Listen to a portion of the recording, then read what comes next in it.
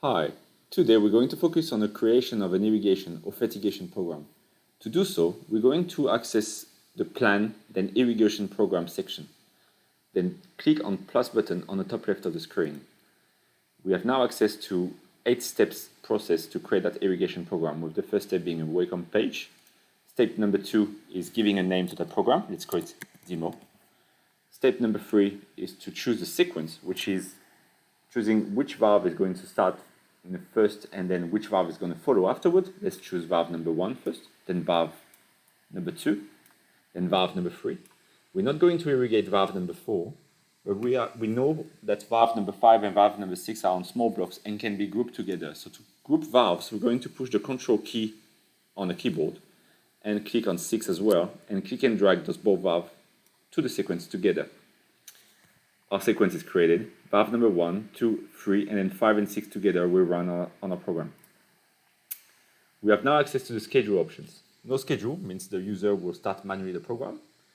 Schedule as an irrigation run list will allow us to choose which day that program will start, from Monday to Sunday, with today being Tuesday.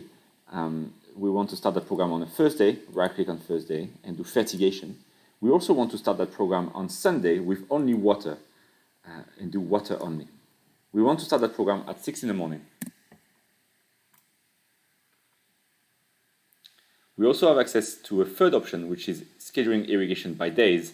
In that case, we're going to be able to cycle that program over a certain amount of days, so irrigate every, let's say, second day or every fourth day, beginning in one day. So we can do even and uneven days very easily by offsetting the start of our program.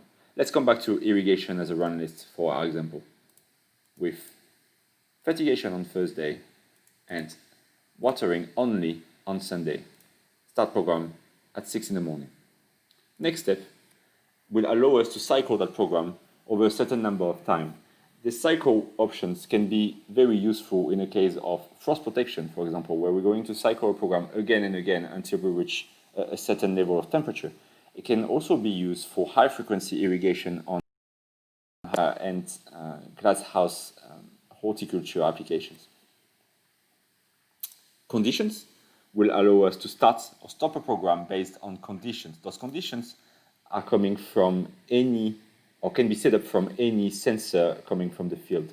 Those sensors could be temperature, soil humidity, soil moisture, could be pressure, level, or any type of sensor you can think about, as long as they are 4 to 20 milliamp or 0 to 5 volts and being installed in the field. We're not going to use that condition function in our video today, and it will be described in a further video. Completion option will allow us, by enabling it, to force the restart of a faulty valve during a program. So let's take the example of a valve number 1 at the beginning of the program will be open, and then there will be an issue, a low flow or high flow alarm issue, and that valve will be skipped. By enabling that option, at the end of the program, valve number 1 will try to run again and see if it can run again at the end. We have now created our program and click on Done. Our program will come in a list of programs as a second program named Demo, starting at 6 in the morning, with fertigation the day after today, which is Thursday, and then watering only on Sunday.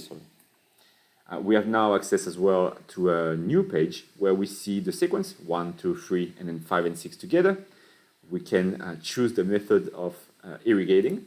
It could be by time or it could be by volume. There's actually as well more options with irrigation by evapotranspiration or precipitation. So more options are available. We will look at that in further videos. But let's keep it simple. Let's keep a runtime of 1 hour on that particular valve, as well as 1 hour on valve 2. Let's put 2 hours on valve 3 and 3 hours on valve 5 and 6 running together.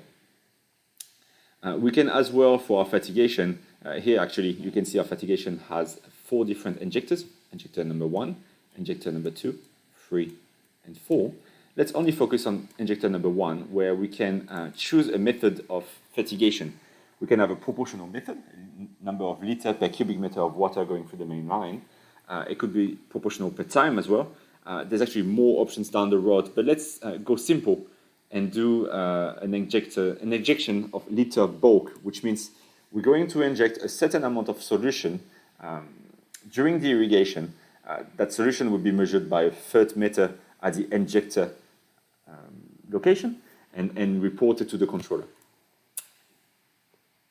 Farmers and growers usually use that option when they know exactly the amount of solution they're going to inject per block.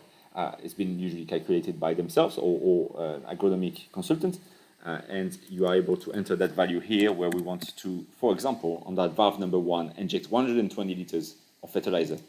Valve number 2, we're going to be able to do the same thing and do 240 liters of fertilizer.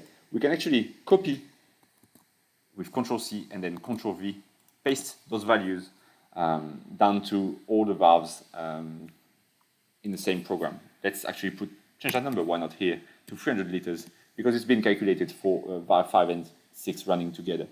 So you can see that by copy and pasting values from valve and stations to stations, we can actually fill a program very easily, very quickly, even with dozens of valves on the same program.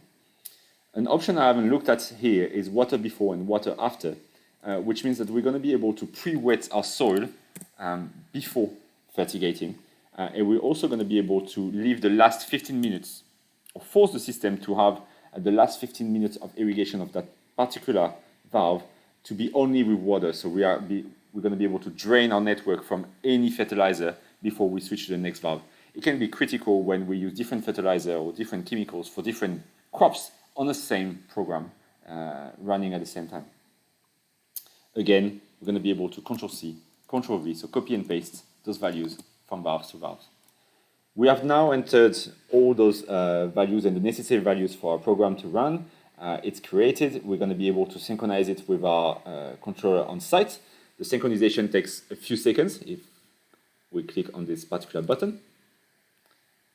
The program is now synchronized. You've seen the state of the program that went from not ready to scheduled, and it's ready to go to run tomorrow from 6 in the morning. The program is now created. It's the end of this video. We will look into more special features later on, but this is how you can create a very simple fertigation program with the Talgil Console. Thank you.